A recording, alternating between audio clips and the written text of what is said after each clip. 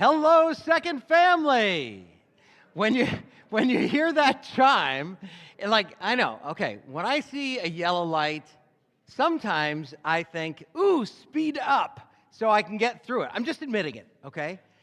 I think sometimes when you hear that chime, you get a little bit louder and think like, oh, I've got to finish up this, but I want to make sure everyone can hear it. Anyway, the little chime is a reminder that worship is very much about to start. So I am glad that we're together. I heard earlier today, either this rain is going to keep people away or it'll drive people out of their houses to come to worship, and I'm not sure which is the case, but I know we've got a great group here and an larger than usual group online today, and I'm really glad that we have both options every Sunday. So welcome. Glad that you're here. Want to give a special shout out to our friends at Green Ridge Village, and that includes, of course, Pastor Jim Richards, Jenny Sweely, Barbara Rhodes, Katzy Osborne, Barb Kuhn, and many others there who watch every week our service, so we're glad that they can be participating online. And I'm glad for guests and visitors, people who maybe grew up in this church and are coming back to check things out. That just means a lot, too. I hope that you find a warm welcome and that you can make Second Pres your own second family, as so many of us have. Now, as a second family, we need to do a little celebrating. Aaron Moore, who is the sound guy, just turned 17. There's Aaron. Yep. Yep. All right. So we are so glad that there's Aaron. Yep. We are so glad that Aaron and Connor are weekly part of our team. Vi Kanaki, Steve Kanaki, every Sunday are there, making it possible for us to hear and see, including, of course, all the folks online as well. So we're really glad for that. We have more to celebrate, in that Linda Rose is with us today to celebrate the good news that she is now, where's Linda and Dave? Let's see. Oh, they're right back here. There, she is now cancer-free.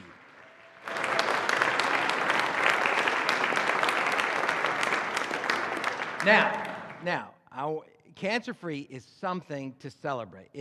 Those are miraculous words. Cancer-free is not the same as she is now 100%, okay? It means she's on her way to recovery. It means that she's getting stronger every day, but it's a long road to recovery. And it was a big deal for Linda and Dave to say, okay, maybe we'll risk coming out to church. We want to see our church family. That's really important. And her immune system is weak. Her body is weak, all that. So we want to respect all that. So you can greet her from a distance. You can keep praying for both of them. You can celebrate with her, give her an air high five, whatever it is. But just recognize, too, that it takes a lot of courage to come out as you're recovering to be with folks. But Linda and Dave, we are so grateful. We've been praying for you. It's great to see you face to face. Thank you for coming out to celebrate with your second family today. Now, Jim Richards, remember Pastor Jim, who is a little bit notorious now remember, he was preaching back in August and he collapsed during that service. He is fine from that. Got all that straightened out. But the underlying story of his life is he's dealing with cancer treatments too. And this coming Sunday, a week from today, Jim and I are going to have a frank conversation about faith, cancer, hope, dying, those kinds of things. What prompted this is Jim and I were just having a talk one day over coffee. And I thought, this is one of the most real, honest conversations I've ever had with someone about, hey, what do we believe? How are you feeling? And I thought, I think the congregation needs to hear this. I think if you're willing to share this with the congregation, it can really help others who are on their own journey. And aren't we all on our journey from life to death to afterlife? Sure we are, all of us.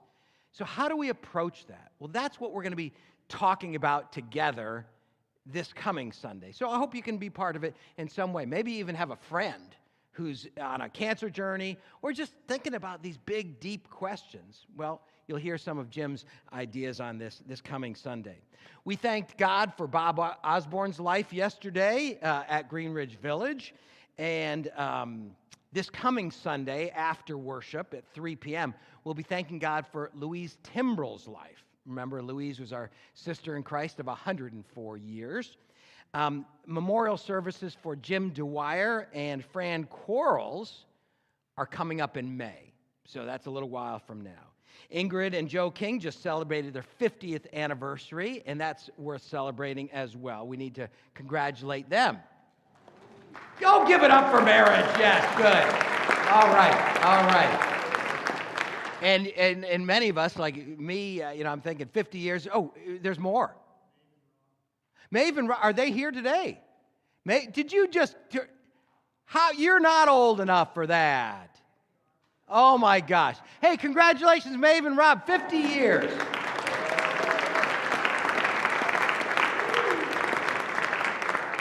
To people like me that had been married almost 29 years, 50 years just seems so far off. And just to put it in perspective, Bob and Kotze Osborne, remember we just buried Bob, 72 years. 72 years. Like, how do you do that? What's the math on that? So just incredible. So really amazing stories of life and love, and I'm glad they're part of our second family. Now, every once in a while, somebody says, well, I didn't know somebody was celebrating their anniversary or a birthday or that there was a death and so on, and they want to be in the know. Well, there's a couple ways you can learn more about what's going on in your second family. One is in the bulletin and in the Wednesday email, we always have a prayer list. Now, the prayer list doesn't go into details because a lot of the details are nobody's business, but at least it'll give you a sense of who you can be praying for. So that's in the Sunday bulletin, the Wednesday email. If you want to know things a little bit faster than that, sometimes we post deaths on Facebook. That often depends on, is the family comfortable with that? We try to give the family time to notify their own extended family first. So it's a little bit hit and miss about what happens with that. The deacons often know about what's going on in the life of the church closer to as it's happening. And so you can check in with your deacons to say, hey, is there any word that you can share with me about this person's condition, that kind of thing. Or you could become a deacon. If you became a deacon, then you'd be among the first to know all this news, and we just happen to have some openings on our board of deacons. So I want you to be thinking about that, because really what it does allow you to do is allows you to care more deeply for your second family, to know more about what's going on, to pray in different and powerful ways. So I want you to think about that. I hope you'll say yes to that invitation from God. So if you're feeling even moved this morning, it's like, hey, maybe I could do that. Please tell me after worship. I'll hook you up with our nominating committee so that you can be a part of that great ministry. Now, there's a lot going on in our world. Every day, a new crisis, a new battlefront, a new scandal. And I got to say, it can be overwhelming. It's exhausting.